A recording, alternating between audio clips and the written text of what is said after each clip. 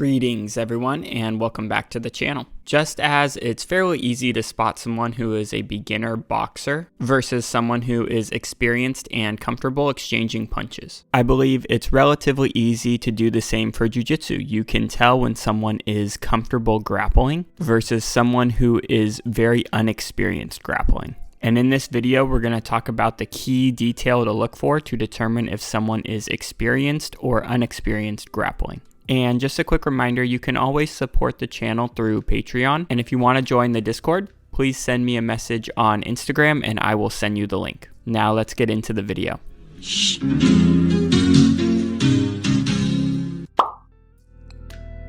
I believe the key detail that separates beginners from advanced people in both striking and grappling is their head positioning. If someone is unexperienced in exchanging punches, most likely they're not going to want to sit in the pocket and exchange punches. They're most likely going to be in this posture here, with their head back and swinging punches wildly from there.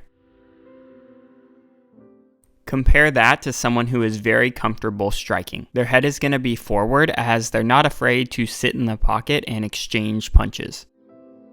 The same is true for jiu-jitsu. If you see someone leading with their head or using their head for different functions, they're most likely an experienced grappler. Whereas if their head is just kind of floating out in the middle of nowhere and they're not using their head for a function, they're probably unexperienced grappling. Now, I think this is super natural for us to do. If someone wants to punch us, it's natural for us to want to keep our head as far away from that danger as possible. And a lot of times in grappling, when you're using your head, it can lead to you catching a big toe to the face. And then maybe later on in the match, you accidentally clip them with your knee. But in both of these scenarios, the high-level athletes go right back to using their head to help facilitate their attacks. So there is risk involved when you're coming forward confidently with your head. And myself, recently I shaved my head for this organization called St. Baldrick's, and just happened to take a foot to the face while doing jiu-jitsu. So right now I look pretty gnarly. Now, I'm not telling you this to scare you. I'm telling you this to prove the point that it's very natural to be hesitant to come forward confidently with your head, whether you're striking or grappling. And I wanted to find some good footage of white belts rolling. So I went to one of my favorite channels, which is Jordan Teaches Jiu-Jitsu, as he does these types of videos where you learn from white belt mistakes. And as we let this play, you can see right away the white belt comes forward with his head very confidently and then starts digging for an underhook. So I was just thinking to myself, man, there goes my video idea, right? Like, Jordan is such a good teacher that his white belts are already so confident at using their head while sparring. But now watch this same clip with the audio. Guys, today we have Nathan on the show. He's a white belt and former high school wrestler. Turns out the guy wrestles in high school. So yes, he is a white belt in jiu-jitsu, but he is experienced grappling. So I think this is actually the perfect video to prove the point I'm trying to make in this video, which is if someone comes in off the street and you see them using their head in this fashion here, there is a pretty good chance that they have some form of experienced grappling.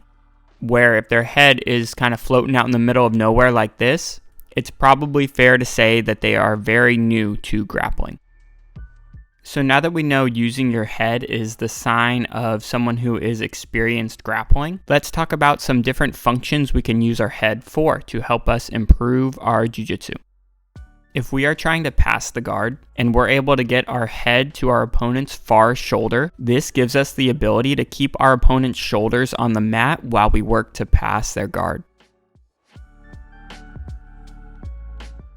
Another great way to use our head is to protect our underhook, because as our opponent is trying to re-pummel in the underhook, proper head position prevents that. And we can even use our head as a post to maintain our balance, so we don't have to relinquish control of our underhook. Our head can also be used as a mechanism of control. We can use our head to put our opponent back on the mat.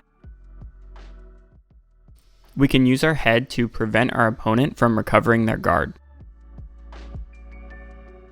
And then we can use our head to help isolate limbs. And proper head position is absolutely critical when maintaining a position like the back. And if you've ever taught a rear naked choke to a beginner class, one of the things you probably notice is that beginners find it uncomfortable to have their head so close to their opponents, which is super important when it comes to successfully applying a rear naked choke. Now, the thing that really inspired this video is that as I was watching EBI 19, I was very impressed with the way athletes are starting to use their head to help their leg lock game. Now, recently we've seen the rise of people using their heads to control the leg positions, and in some situations even using their head to facilitate the finish. And if that doesn't work, they can use it to transition to a more traditional heel hook finish. But one thing that I noticed a lot in this EBI was that the athletes were using their head quite often to help separate their opponent's legs.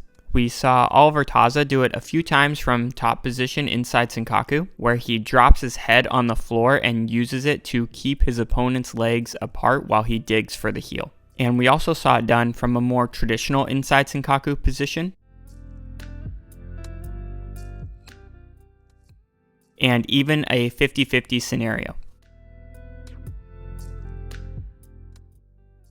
And I do think using your head to separate the legs is a great way to maintain control over both of your opponent's legs while you dig for their heel. So this is something that I'm definitely going to be experimenting with in my own game. And if you've made it this far in the video, I appreciate the support. Leave a comment or like the video. Anything helps support the channel. And I will see you in the next one.